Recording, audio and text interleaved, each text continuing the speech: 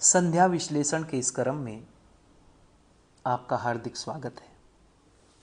आज हम संध्या को 4 भागों में विभक्त करके चर्चा करेंगे।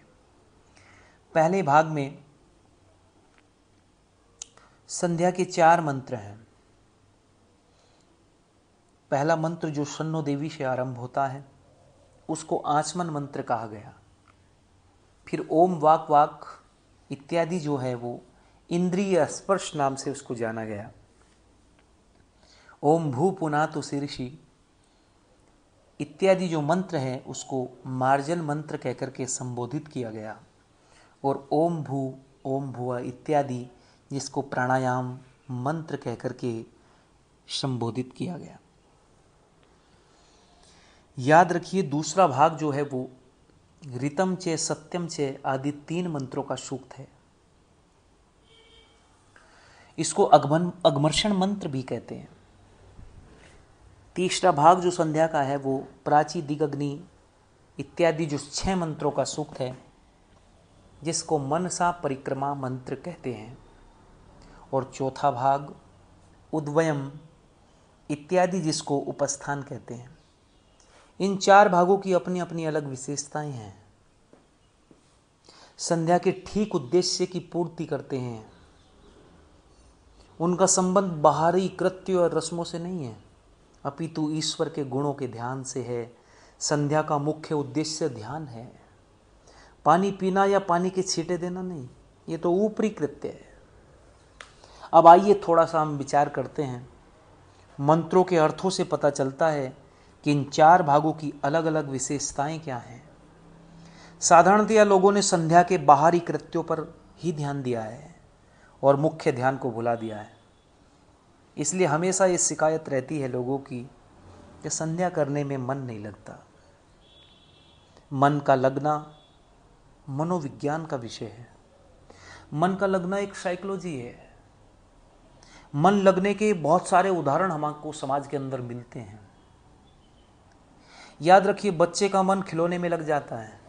जब खिलौने में दच्चित होता है तो खाना पीना भूल जाता है। बड़े लोग आपने देखे होंगे अक्सर कारोबार करते हैं, व्यापार करते हैं, तो उनका मन व्यापार में लग जाता है। और वो जिस समय व्यापार करते हैं बड़ी तन्मयता के साथ तो दूसरी चीज़ों को भूल जाते हैं। मन किसी न किसी चीज़ में अवश्य लगता है, हर चीज़ में नहीं लगता। याद रखिए जब एक मैथमेटिक्स का टीचर या मैथमेटिशियन किसी गणित की समस्या पर विचार करता है या जब शतरंज खेलने वाला किसी चाल के विषय में सोचता है तो उसका मन ऐसा लग जाता है कि उसकी भूख प्यास सब भाग जाती है। इसलिए जब तक मन के स्वाभाविक गुणों का ज्ञान प्राप्त नहीं किया जाएगा मन पर अधिकार पाना कठिन है। याद रखिए सवार को घोड़े की आदतों को जानना चाहिए। हर घोड़ा हर सवार के वश में नहीं आ सकता। जो लोग चाहते हैं कि ईश्वर जैसी निराकार शरीर रहित परोक्ष सत्ता की ओर मन लगा सकें वे मन के स्वभाव से परिचित नहीं हैं। वे शरीर अर्थात चंचल घोड़े पर आसानी से चढ़ना चाहते हैं और जब उस पर वश नहीं चलता तो शिकायत करते हैं। सबसे बड़ी नासमझी यह है कि तोते के समान बिना सोचे समझे मंत्रों को पढ़ लेने से उनमें मन लग जाएगा। संध्या के मंत्रों के उच्चारण मात्र में कोई ऐसा जादू नहीं है कि मन लग सके। हाँ ये बात ठीक है कि मंत्रों को समझने के लिए पहले उनको याद करना पड़ेगा, परंतु केवल याद कर लेना पर्याप्त नहीं है। जरा ध्यान दीजिए सभी, किसी वस्तु का ज्ञान प्राप्त करने के लिए मन की 3 प्रवृत्तियां हैं। यदि हमने मन की उन प्रवृत्तियों को जान लिया और उन पर विचार कर लिया, पहली प्रवृत्ति है कि फ्रॉम नियर टू फार, मन समीप की चीजों से चलकर दूर की चीजों पर जाता है। दूसरी प्रवृत्ति है फ्रॉम सिंपल टू कॉम्प्लेक्स, मन सरल वस्तु से चलकर क्लिष्ट की ओर जाता है। और तीसरी प्रवृत्ति मन की यह है कि नॉन टू अननोन, मन ज्ञात से चलकर अज्ञात की ओर जाता है। आप विचार करके देखिए महानुभाव, मन का एक स्वभाव है कि उसकी चाल बड़ी सुस्त होती है। विद्या की प्राप्ति छलांगे मारकर नहीं होती, हमको धीरे धीरे एक एक इंच भूमि को पार करना पड़ता है।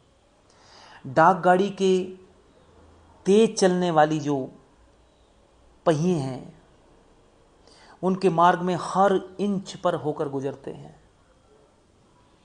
हम ईश्वर का ध्यान करना चाहते हैं ज्ञान की अपेक्षा से। ईश्वर हमसे दूर भी है, कठिन भी है और अज्ञात भी है। इसलिए प्रश्न यह है कि हम ईश्वर का ध्यान करने के लिए कहाँ से आरंभ करें। याद रखिए, यदि हमको इलाहाबाद से कलकत्ता जाना है तो आरंभ कहाँ से करोगे? आरंभ इलाहाबाद से करेंगे, न कि कलकत्ते से। तभी तो कलकत्ते की ओर चल सकेंगे।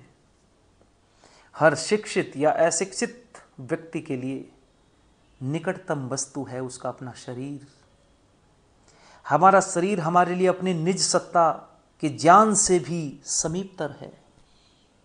याद रखिए, ये तो केवल दार्शनिक पुरुष ही जानता है कि मैं आत्मा हूं, शरीर नहीं। परंतु हर अज्ञानी व्यक्ति भी अपने शरीर को जानता है। ये मेरी आंख है, ये मेरा हाथ है, मैं क्या हूं, ये उसे ज्ञात नहीं। परंतु इसका उसको पूर्ण निश्चय है कि ये मेरी आंख है। केवल कुछ दार्शनिक ही हैं जिन्होंने इसको अविद्या कहा है, परंतु यह ऐसी अविद्या है जो सुगमता से भुलाई नहीं जा सकती और जिससे आरंभ करके ही हम दूसरी वस्तुओं को प्राप्त कर सकते हैं। याद रखिए, संध्या का सबसे प्रथम भाग यही है कि अपने शरीर या पिंड में ईश्वर के गुणों का ध्यान करें। इंद्रिय स्पर्श आदि मंत्रों में इसी बात पर बल दिया गया है। जब हम ईश्वर के गुणों का ध्यान अपने शरीर के भिन्न भिन्न अंगों पर कर सकें तो इससे आगे चलकर हम ईश्वर को ब्रह्मांड में देखने का यत्न करेंगे। संध्या का दूसरा भाग है जो ऋतम च सत्यम च इत्यादि मंत्रों में बताया गया है। जैसे पिंड एक शरीर है, वैसे ही ब्रह्मांड बड़ा पिंड भी एक शरीर है। पिंड और ब्रह्मांड में इतना भेद है कि पिंड केवल मेरा है, ब्रह्मांड मेरा भी है और दूसरे प्राणियों का भी है। अपनी आंख से केवल मैं ही देख सकता हूं, आप नहीं दे सकते। परंतु सूर्य मेरा भी है और आपका भी है। अतः ब्रह्मांड सबके साझे का पिंड समझना चाहिए। इसका वर्णन विस्तार पूर्वक हम आगे आने वाले वीडियो के माध्यम से आपके बीच में करेंगे, लेकिन यहाँ केवल मैं संध्या के 4 भागों की ओर आपका ध्यान लाना चाहता हूँ, जो 4 भाग मैंने संध्या के आरंभ में आपको बताए हैं। संध्या का एक तीसरा भाग हमने बोला था, प्राची दिगग्नि, जो 6 मंत्रों की बात मैंने कही थी। जब हमको ये अनुभूति होगी कि ईश्वर का प्रकाश हमारे पिंड अर्थात शरीर में है, जो केवल हमारा है, और ब्रह्मांड में भी है, जो प्राणियों के साझे की वस्तु है अर्थात सबका है, तो अगला पग यह भी है कि हम ईश्वर के प्रकाश को अपने समाज में देखें। शरीर भी जड़ है और ब्रह्मांड भी जड़ है, परंतु समाज चेतन है। ईश्वर का प्रकाश जड़ पदार्थों में भी है और चेतन सत्ता में भी है, परंतु जड़ की अपेक्षा चेतन में ईश्वर का प्रकाश अधिक विलक्षण है।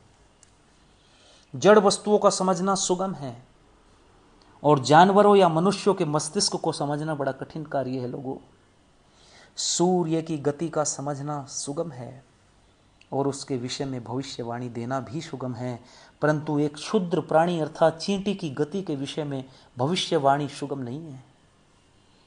ईश्वर की महिमा का अनुमान इतना आकाश के लोकांतरों को देखकर नहीं होता जितना मानवीय समाज की प्रगतियों से होता है। एक फैक्ट्री की बड़ी से बड़ी मशीन चलाना सरल है लोगों, परंतु मजदूरों को वश में रखना सरल नहीं, क्योंकि मजदूर चेतन है। इसलिए संध्या के तीसरे भाग में इसी पर ध्यान दिया जाता है। हमने शरीर को देखा अर्थात पिंड को देखा, हमने ब्रह्मांड को देखा अर्थात इस ब्रह्मांड में फैली हुई सत्ता को देखने का प्रयत्न किया। तीसरे भाग में हमने समाज की उस चेतन सत्ता की तरफ अपना ध्यान लाने का कार्य किया, और अंतिम और जो चौथा भाग है उसको उपस्थान कहलाता है। जब हम ईश्वर की अनुभूति को अपने पिंड ब्रह्मांड और अपने समाज में देखने में सफल हो जाते हैं, तो ईश्वर से हमारे आत्मिक संबंध का भी भान होने लगता है। ये ध्यान की पराकाष्ठा है। और योग दर्शन में महर्षि पतंजलि ने जो 4 पाद दिए हैं, योग दर्शन में 195 सूत्रों में महर्षि पतंजलि ने उसको समझाने का प्रयत्न किया। उसमें एक सूत्र में वो कह रहे हैं कि तदा दृष्टु स्वरूपे अवस्थानम, ध्यान करने वाला परमात्मा को अपने आप में अनुभव करता है। यह निकटतम और प्रत्यक्ष अनुभूति है। अब तक हम ईश्वर का ध्यान दूसरी चीजों के माध्यम से करते रहे। हमारा सीधा संबंध अब प्रतीत हो रहा है। इसकी पूरी जानकारी तो तब होगी जब हम इन अंतिम मंत्रों की विस्तृत व्याख्या आपके बीच में प्रस्तुत करेंगे। यहाँ तो हमने मात्र अभी इसमें संध्या के इन 4 भागों को सामान्य रूप में आपके बीच में प्रस्तुत करने का प्रयत्न किया है। हमको ईश्वर के गुणों की अनुभूति पहले अपने पिंड में होती है, अपने शरीर में होती है, इसके पश्चात ब्रह्मांड में अर्थात जगत में होती है, फिर इसके पश्चात मानवीय सामाजिक अवस्था में, और उसके पश्चात सीधी अपने आप में। ध्यान की क्रिया इस प्रकार समाप्त होती है और नित्य सायं प्रातः उस क्रिया को करते हुए हमारा मन अधिक प्रकाशित होने लगता है। इससे हमारे जीवन के कार्यों में एक सुखद परिवर्तन होता है। हमारा आचार सुधरने लगता है और हमको ज्ञान होने लगता है कि स्वयं सुधर रहे हैं। और जितना जितना हम सुधरते चले जाते हैं उतना उतना समाज सुधरता है, समाज में परिवर्तन होता है। व्यक्ति जितना शांत चित्त होने लगता है उसका अंतः विकास बढ़ने लगता है और वो ईश्वर के धीरे धीरे निकट पहुंचता है। यही सुख, समृद्धि और शांति का उपाय है। आज के लिए इतना ही। कल से हम संध्या के मंत्रों पर विचार करेंगे। आप इसी तरीके से हमारे साथ जुड़े रहिएगा। बहुत बहुत धन्यवाद। ओम शब्द।